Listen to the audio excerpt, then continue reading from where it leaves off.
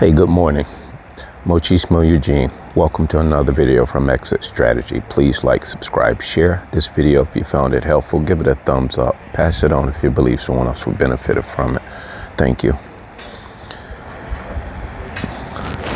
You know, I really feel rushed more than I should. And since I've awakened from narcissistic abuse, I don't feel as rushed. But I realized that the rush that I feel now is pretty much from just, you grow up working and knowing that there's, you got to get to work, you got to get the kids to school, you got to do this, got to do that. All these hustle bustles of the matrix, feeling like things can't wait for you. And I'm working towards just trying to take my time doing nothing. Or little to nothing, doing the things that bring me enjoyment first and foremost, in order that I can extend myself, my energies, my resources to those that are truly in need, that truly need me in a good way. I want to talk about charisma today. Yeah, we're going to talk about the narcissist too, but this is an inspirational video for those empaths and chosen ones out there who possess charisma. Yep, you do. You possess charisma in ways that you don't even realize, both male and female.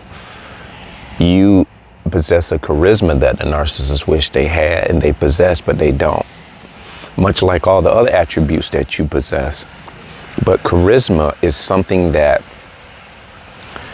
if I had to just give an example, my example is being able to be and exist in a way that doesn't have to, it's not withstanding with what you have on, what you have in your possessions materialistically.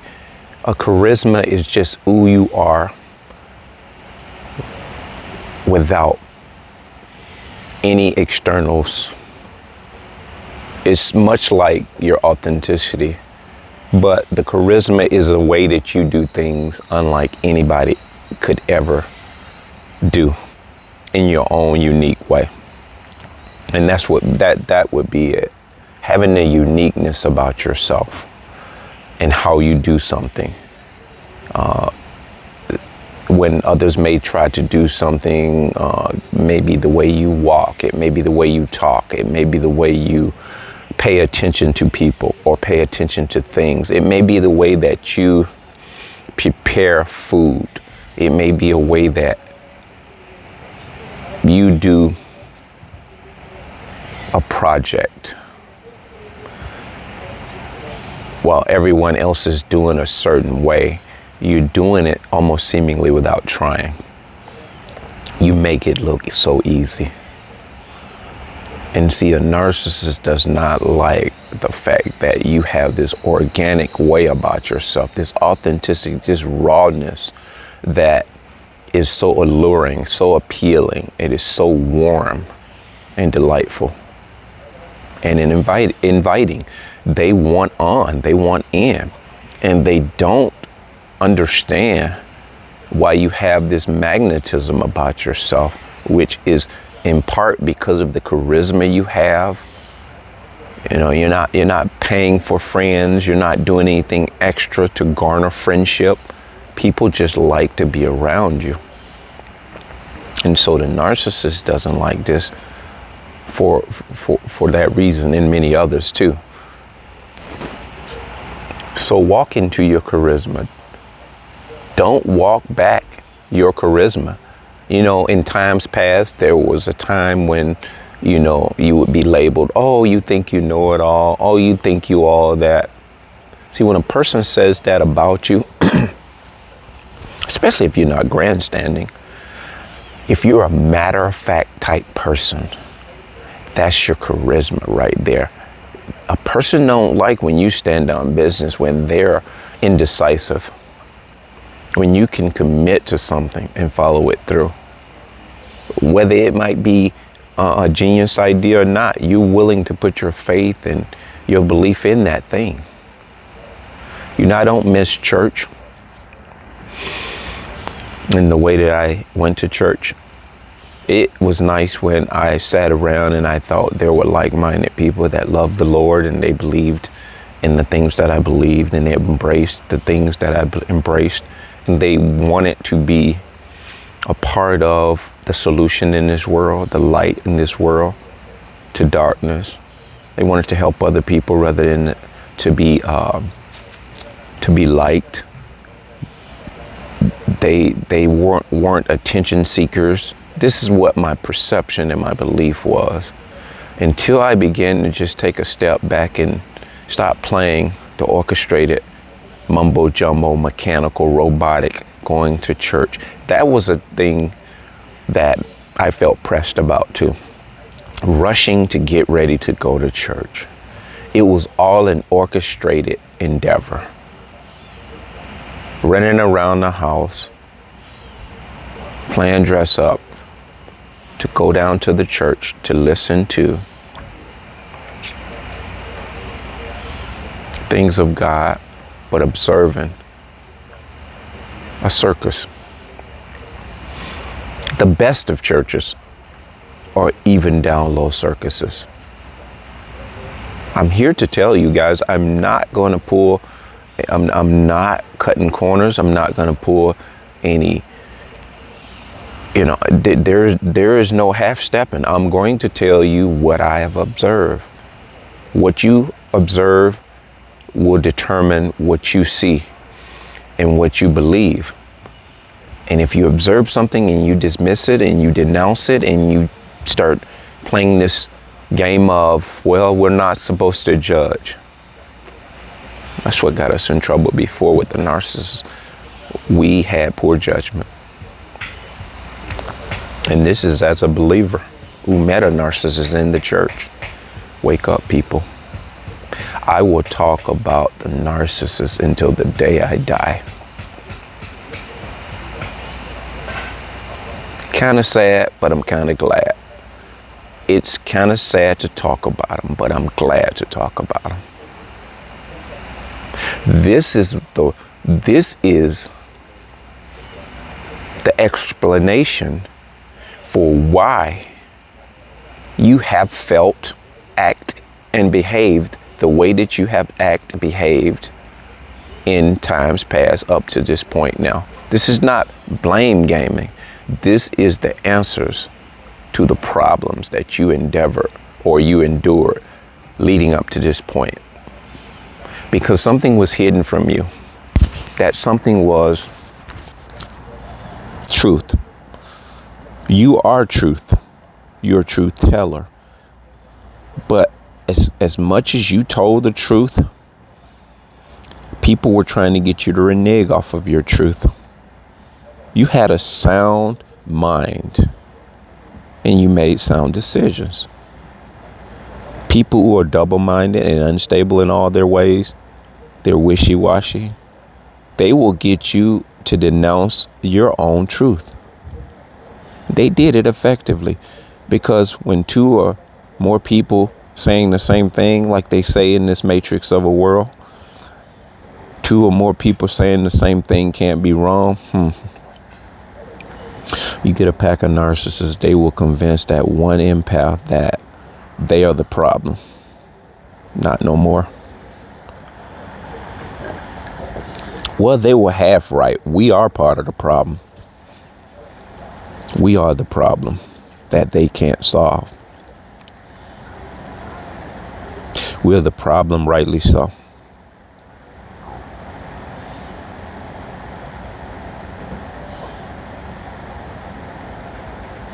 And they will, however, try to solve you. So be leery, be careful, be mindful. Your charisma is something special. You have a charisma that you probably have not even recognized within yourself. And that's the beautiful thing about us. We have attributes that we have not tapped into. We have not even noticed. We have not come full circle into, because in the way that we possess these attributes, not fully realizing them is even more of what makes them so beautiful, unique, and enticing and alluring to other people who observe them. And I think that's a blessing of God, because he does not allow people who he has recruited and ordained for his work to see themselves wholeheartedly in the fullness of how God sees you. Satan sees you this way too. He knows you got the goods. And this is spiritual. Everything we talk about here is spiritual. The narcissist may act out in physical, but they are spiritually hungry. They are spiritual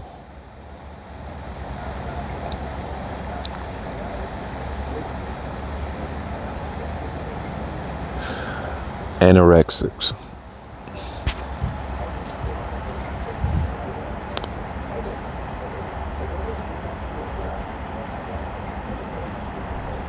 If you pour something good into a narcissist, they regurgitate it. They are so addicted to consuming people, but they regurgitate you. This is why I call them spiritual anorexics. They're parasites in human form. They need a host. They're leeches. There are mosquitoes buzzing in your ear all the time. They're always in the way. They always want to be a part of something good. They're sourpusses though, because I'll tell you, a narcissist doesn't like to see an empath happy long. They'll throw a birthday party for you, and they'll see you just basking in the excitement and, the appreciation of what that narcissist man did for her. And 5 minutes into that birthday party, she'll look over and she'll see him looking in the corner, sitting over there with his mouth stuck out. She'll run over, what's wrong? And now she has to babysit his emotions. And what she doesn't realize is he did that. He made those fake moves for her, but he doesn't like to see her happy. And so what they do, they sabotage your happiness and your enjoyment and your excitement, because your happiness brings them down. And so they have to sabotage your happiness. And it won't even be anything obvious. They'll just come out of left field with something. I mean, it could be the best of days. It could be just everything could be harmonious. And they get this knee-jerk emotion, and they'll ruin that whole endeavor. It could be a birthday party for your little kid you have with them. They will ruin it. They will leave that birthday party talking about they got to go and help a friend out. And you'll never see them. The birthday party will be over. You'll be cleaning up the backyard by yourself. Then they'll show up 8, 9 o'clock at night. You done got the kids all ready for bed, showered, cleaned up the backyard, tied the garbage up, drug it out to the curb, and then they show up. No explanation. They're dead weight. And so I hope this is the first day of the last time you're rushed to get ready to go to church. But I do hope this is the first day of the rest of your life that you draw closer to God and give him thanks with gratitude and humility for saving you from this satanic thing called narcissistic personality disorder, which lurks in the church. It lurks in all things good. Spend time with God in your private place. Spend time with God in a real way. Meditate upon his word in your private place. Ask him to sharpen you, to help you see who he is in your life in a real way. And then you go out amongst men and you see things. You see things that he'll show you.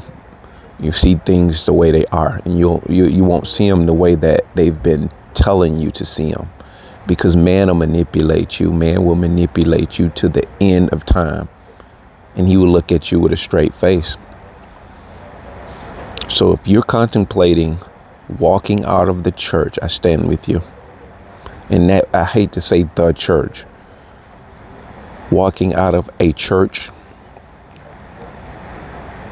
because the church, the true church of God, it is not limited by walls. And I used to hear people say this, and now I understand. I thought it was people just not wanting to come to church to be a part of God's people. But I believe some of those people knew what I just now discovered. Miss church today and see how many people flock. See how many people blow your phone up. And pay attention to their concern. Their concern that you didn't make church. And you say, well, I just decided not to come today. You see how deeply inquisitive they become. Nosy as hell. And just tell them, because I wanted to clean my yard up. I wanted to clean my house up. I wanted to get my affairs in order. I wanted to get closer to God today without distractions. You can tell them any of that.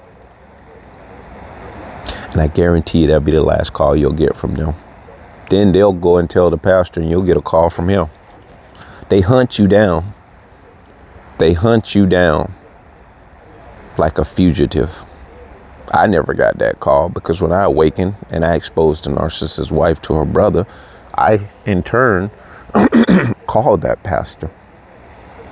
I have a recording on my phone too, and I told them about narcissistic personality disorder.